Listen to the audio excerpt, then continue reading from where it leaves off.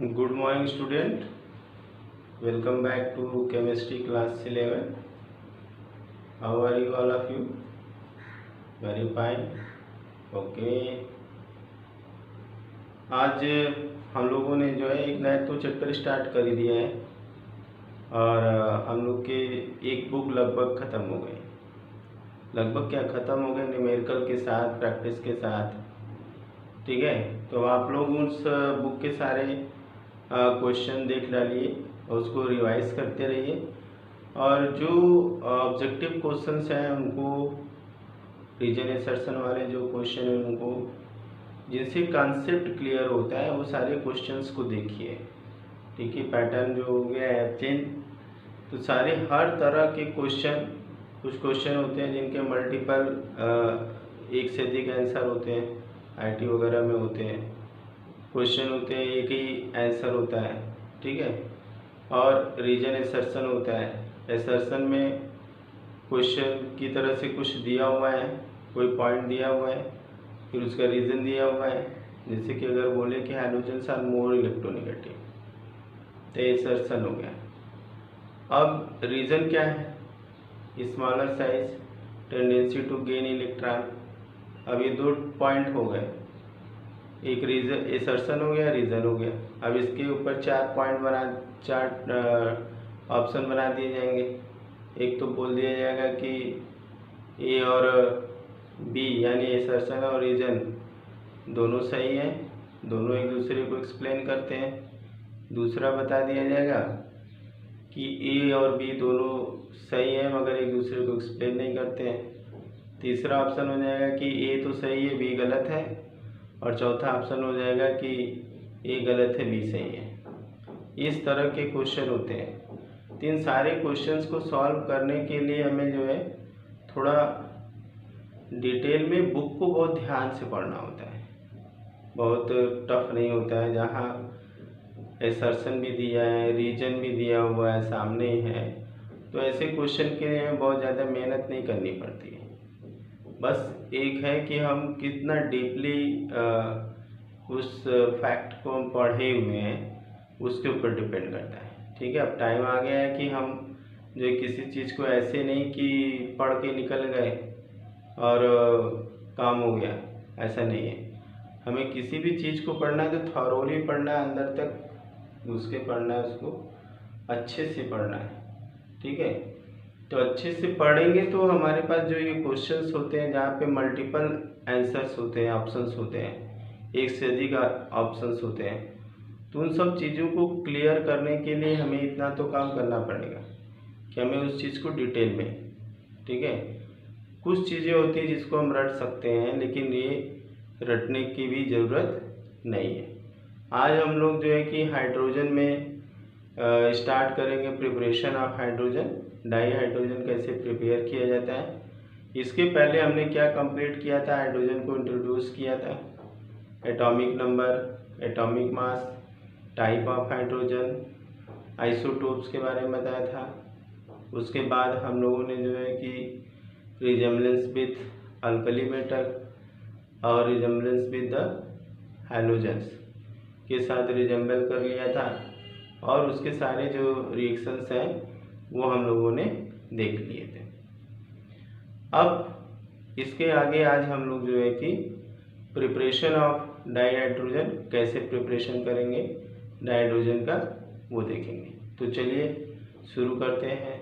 Okay, तो पहला method है लैब। इन लैब में हमें अगर बनाना है hydrogen, preparation of di hydrogen heading डाल दीजिएगा। डाई हाइड्रोजन तो जानते ही होंगे, H2, ठीक है, H2।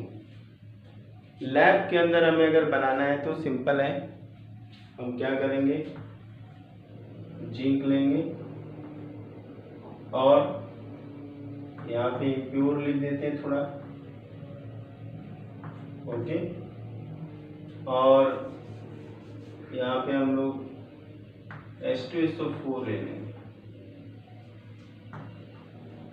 SO4, और ये डाइल्यूट ले लेंगे।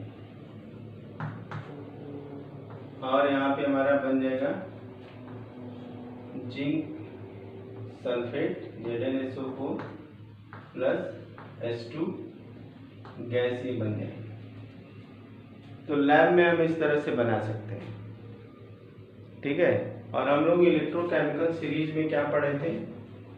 इलेक्ट्रोकेमिकल सीरीज में पढ़े थे कि जिन एलिमेंट का रिडक्शन पोटेंशियल निगेटिव होता है या हाइड्रोजन से कम होता है, वो हाइड्रोजन को एसिड से रिलीज कर सकते हैं।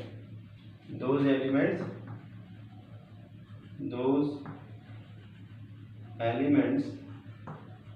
whose reduction potential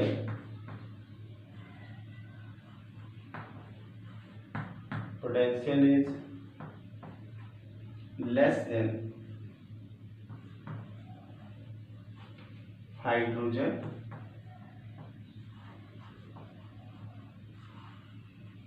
they can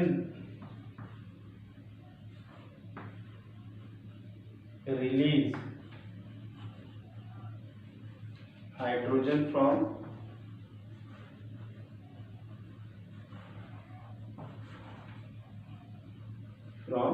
acid and water,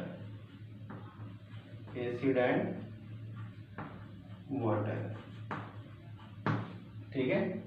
ऐसा हम लोग इलेक्ट्रोकेमिकल सीरीज में पढ़े थे। अब इसके बाद यहाँ क्वेश्चन कुछ उठता है, नोट कर लिया इसको। इससे रिलेटेड कुछ हम क्वेश्चन बनाएंगे। ओके, चलिए वीडियो को पॉज करके भी आप लोग नोट कर सकते हैं। दूसरी चीज की क्वेश्चन ये है कि why do we use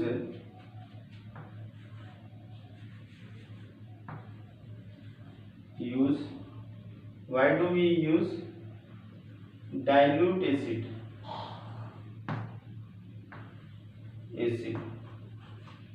not concentrated acid?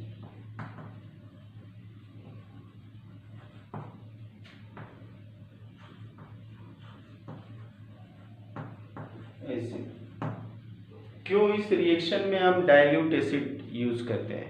क्या कारण है? हम अगर कंसंट्रेटेड ले लेते तो क्यों हाइड्रोजन नहीं बनता है? बोलिए क्यों? क्योंकि जो कंसंट्रेटेड एसिड होता है वो ऑक्सीडेशन करता है, ऑक्सीडाइज कर देगा H2 को। जैसे H2 बनेगा उसको H2O में ऑक्सीडाइज कर देगा। इसका आंसर क्या हो जाएगा?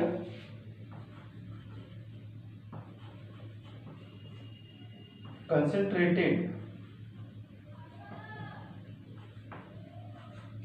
सल्फ्यूरिक एसिड या कोई भी acid H2SO4 oxidises H2 into hydrogen into H2O, ठीक है।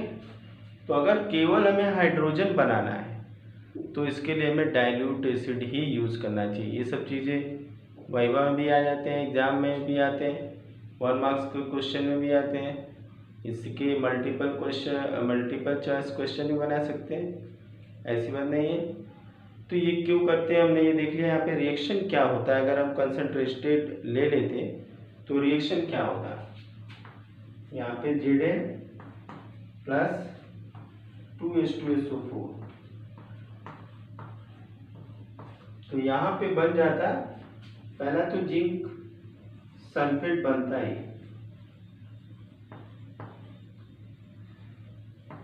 जिंक सल्फेट SO4 बन जाता ही, और प्लस इसमें SO2 भी निकलता है, और प्लस इसके अंदर से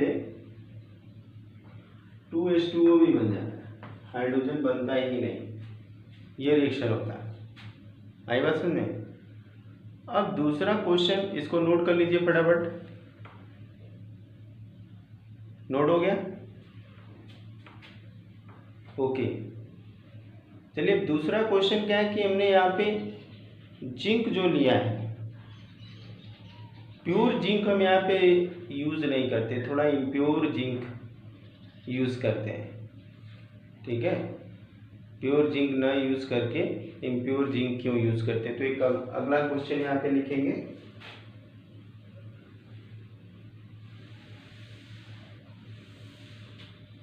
तो क्वेश्चन हमारा हो जाएगा, नोट कर लिया होगा, इसको हम इरेज कर देते हैं।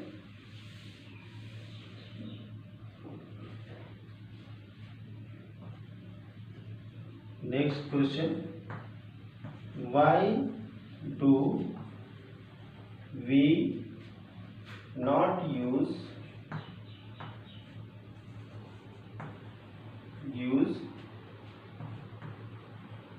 प्योर जिंक, हम क्यों नहीं करते हैं प्योर जिंक? ऐसा क्वेश्चन कई जगह पूछ देता है कि प्योर जिंक क्यों नहीं यूज करते, प्योर जिंक क्या करता है? प्योर जिंक जो होता है बहुत स्लो रिएक्शन करेगा। क्या करेगा? स्लो रिएक्शन करेगा। लेकिन जो इम्प्योरिटी वाला जिंक है वो जो है कि इलेक्ट्रोकेमिकल कपल बनाने लगता है और रिएक्शन की स्पीड बढ़ जाती है। बात समझाए कि नहीं? जो प्योर जिंक होता है वो बहुत स्लो रिएक्शन करता है, रिएक्शन तो करेगा, ऐसी बात नहीं है कि हम यहाँ पे प्योर जिंक लेंगे तो हाइड्रोजन नहीं बनेगा, लेकिन रेट ऑफ फॉर्मेशन क्या होगा? बहुत स्लो होगा, रेट ऑफ फॉर्मेशन बहुत स्लो होगा। तो उसका रेट हमें बढ़ाने के लिए इम्प्योर जिंक लेना पड़ेगा। और इम्प्योर जो जिंक होता है वो यहाँ पे इस जो इम्प्योरिटीज़ होती है वो रेट ऑफ रिएक्शन को बढ़ा देता है। क्यों बढ़ा देता है? क्योंकि वहाँ पे इलेक्ट्रोकेमिकल कपल बनने लगता है। आई बात समझ में? इसलिए हम यहाँ पे प्योर जिंक यूज नहीं करते हैं। ठीक है, हम यहाँ पे लिख देते हैं इसी बात को।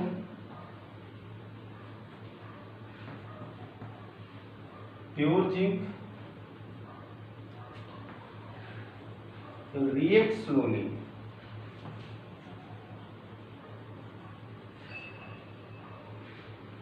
okay, impurity in जिंक नीचे से लिखते हैं तो सही रहेगा।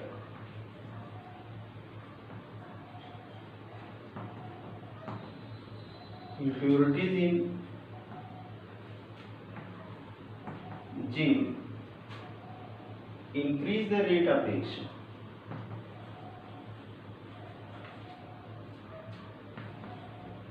the rate of reaction due to formation of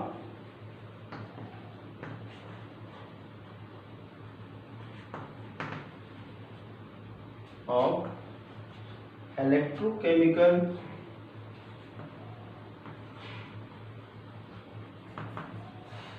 couple. एक तरह से यहाँ पे सेल बन जाती है, इलेक्ट्रोकेमिकल सेल बन जाती है, इलेक्ट्रिकल एनर्जी जेनरेट होने लगती है, तो फटाफट रिएक्शन कंप्लीट हो जाता है। तो हमने यहाँ पे क्या देखा कि प्योर जिंक इसलिए यूज नहीं करते कि एक तो स्लोली रिएक्ट करता है और दूसरा ये जो है क्या करता है, इसके अंदर अगर इम्प्योरिटी मिला देते हैं तो रेट ऑफ रिएक्शन बढ़ा देता है, क्योंकि वहाँ पे एक इलेक्ट्रोकेमिकल कपल यानी सेल बन जाती है जिसकी वजह से एनर्जी रिलीज होती है, रिएक्शन कंप्लीट हो जाता है। ठीक है, अब इसको नोट कर लिया जाए। चलिए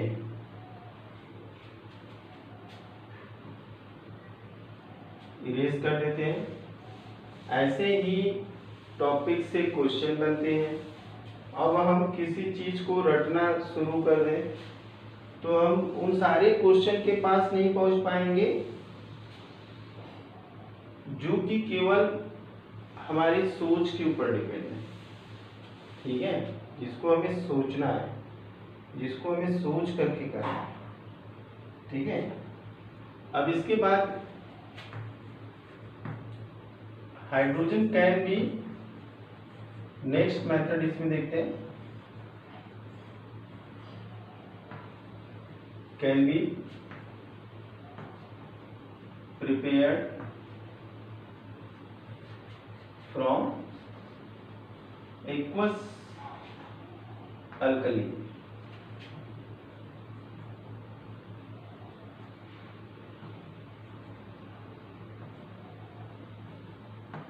एंड जिंक। ओके, अगर इस जिंक को हम 2NaOH में डाल दें, ठीक है, ये हमारा एक्वस है, तो यहाँ पे सोडियम जिंकेट बन जाता है और हाइड्रोजन गैस रिलीज होती है। ठीक है, Na2Zn O2 प्लस H2, इसको कहते हैं सोडियम जिंकेट। ओके, और ये हमारा हाइड्रोजन गैस हो गया। इस तरह से भी हम हाइड्रोजन बना सकते हैं। कमर्शियल प्रोडक्शन ऑफ हाइड्रोजन कैसे किया जाएगा? Commercial production of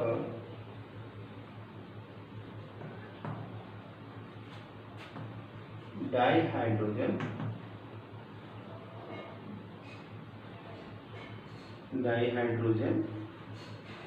is done by electrolysis of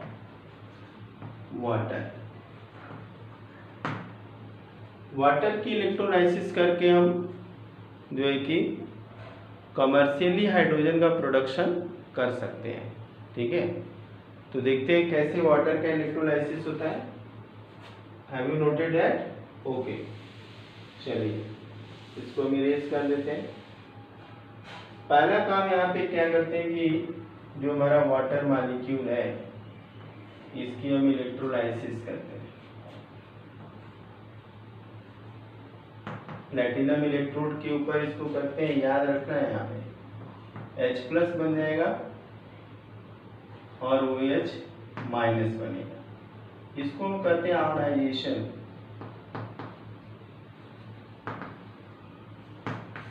ठीक है, अब इसके बाद एनोड कैथोड पे क्या रिएक्शन होगा?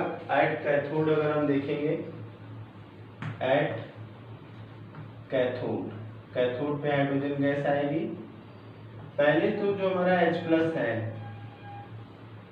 वो रिड्यूस हो जाएगा और यहाँ से H डॉट बना देगा।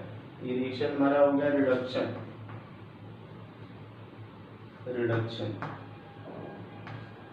अब ये जो है एक तरह से फ्री रेडिकल है, फ्री रेडिकल। ठीक है, ये हमारा क्या है?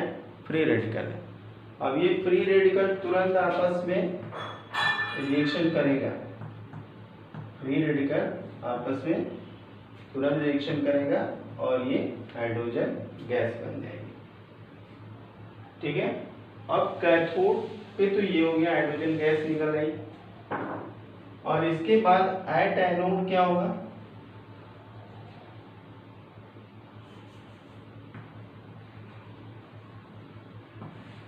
एनोड के ऊपर क्या होगा?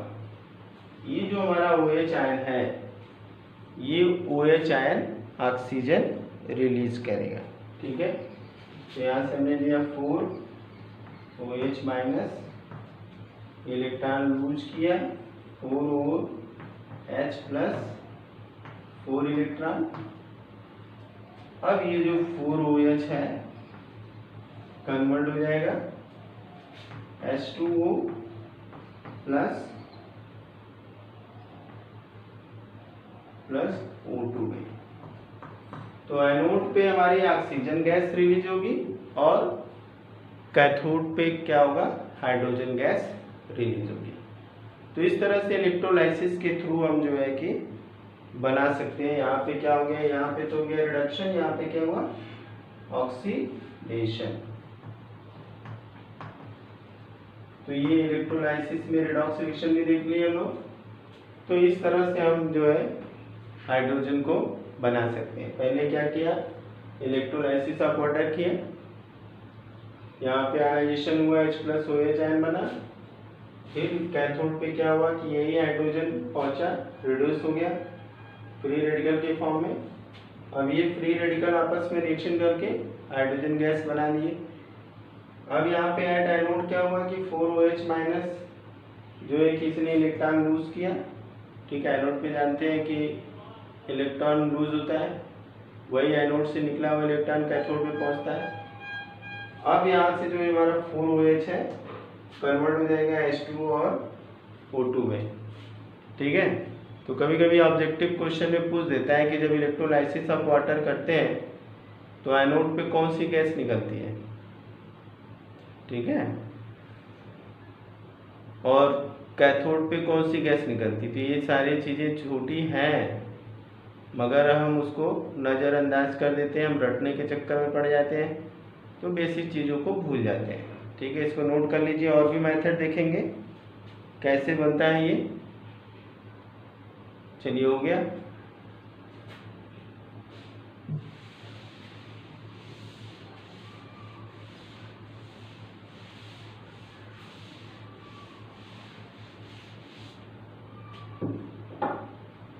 अगला हमारा है बॉस मेथड। एक मिनट, BOSCH मेथड। इस मेथड में हम लोग वाटर गैस यूज करते हैं। वाटर गैस को जो है कि यूज करते हैं, स्टीम के साथ रिएक्शन कराते हैं आयरन ऑक्साइड के ऊपर, तब जा कर के ये बन के तैयार हो जाता है। ठीक है, चलिए, तो यहाँ पे क्या हो जाएगा, CO+2H2, ये हमारा क्या है, वाटर गैस, प्लस यहाँ पे हम वाटर लेंगे स्टीम के फॉर्म में, और यहाँ पे Fe2O3 और प्लस Cr2O3 ले लेंगे 773 केल्विन पे। ठीक है, तो यहाँ से कार्बन डाइऑक्साइड CO2 और प्लस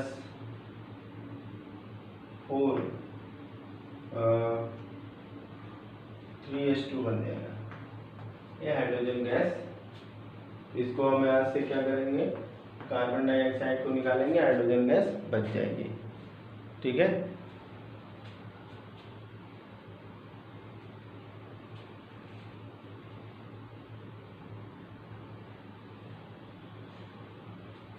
तो यहाँ से carbon dioxide gas is CO2 is removed by dissolving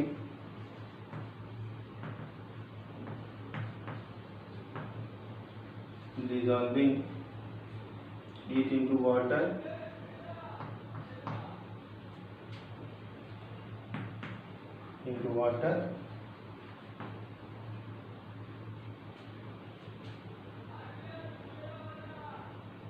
under pressure 25 to 30 atm. Okay, and H2 remain as gas.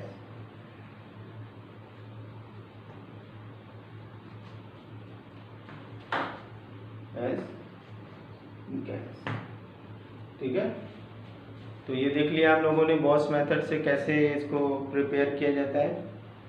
चलिए, और भी एक मेथड देख लेते हैं हम लोग, नोट कर लिए इसको। चलिए,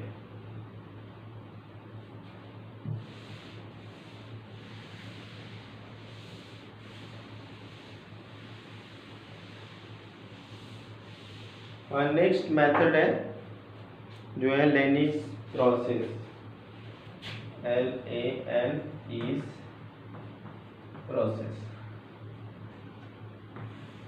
इसमें हम लोग आयरन के ऊपर स्टीम पास करते हैं 1000 डिग्री से एबव, तो ये बन के तैयार हो जाता है। तो यहाँ पे Fe और H2O रिएक्शन बाद में बैलेंस करेंगे हम लोग। 1023 से लेके 1073 केल्विन पे हीट किया जाता है। तो यहाँ से Fe3O4 बन जाता है और प्लस हाइड्रोजन गैस मिलती है, ठीक है। तो यहाँ पे हम 4 कर देते हैं, यहाँ पे 3 कर देते हैं और यहाँ पे हो जाएगा 4, ठीक है। इस तरह से हमें हाइड्रोजन गैस मिल जाती है, ठीक है। चलिए इसको नोट कर लीजिए।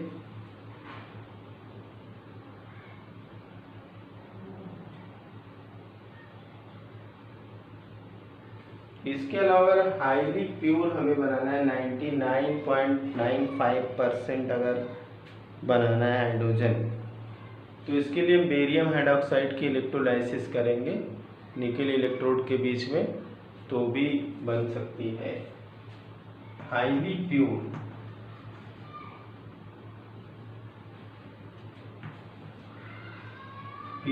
Hydrogen, di hydrogen. इसकी जो प्योरिटी है वो 99.95% की बात हो रही है। Can be prepared by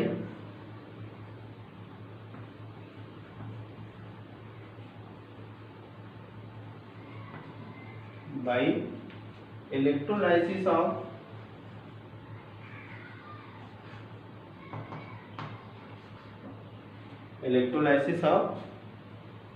warm aqueous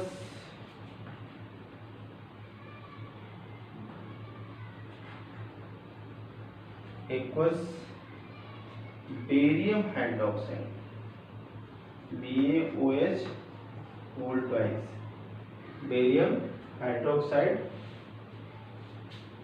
between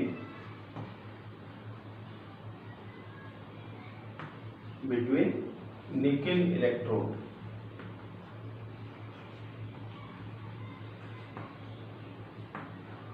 ठीक है।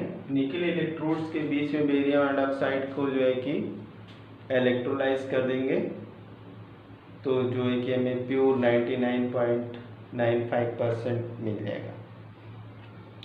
इसके बाद हम लोग पार्शियल ऑक्सीडेशन से भी, इसको नोट कर लिए, पार्शियल ऑक्सीडेशन अगर हाइड्रोकार्बन का कर दें, कंप्लीट ना करके पार्शियल, तो भी हम जो है कि प्रिपेयर कर सकते हैं। तो have you noted that? Okay, thank you. चलिए इसको इरेज कर देते हैं।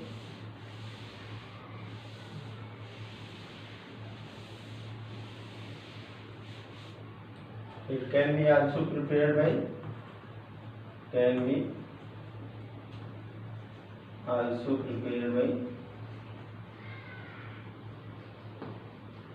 partial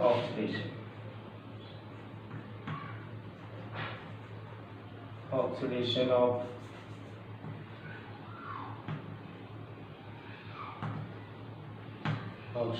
of हाइड्रोकार्बन,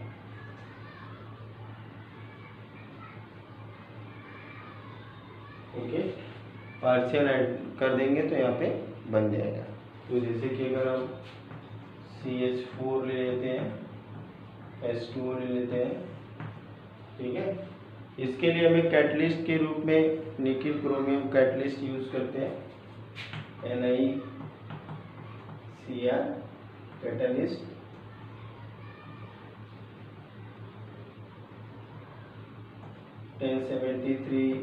केल्विन पे, तो यहाँ से कार्बन मोनोऑक्साइड और 3H2 बन जाती है, ठीक है। तो इस तरह से भी हम लोग बना सकते हैं। तो हम लोगों ने लगभग इतनी तरह की जो है कि प्रिपरेशन देख ली हाइड्रोजन की। अब हम लोग नेक्स्ट वीडियो में प्रॉपर्टी ऑफ हाइड्रोजन देखेंगे, यूज ऑफ हाइड्रोजन देखेंगे। Okay, have a nice day, thank you.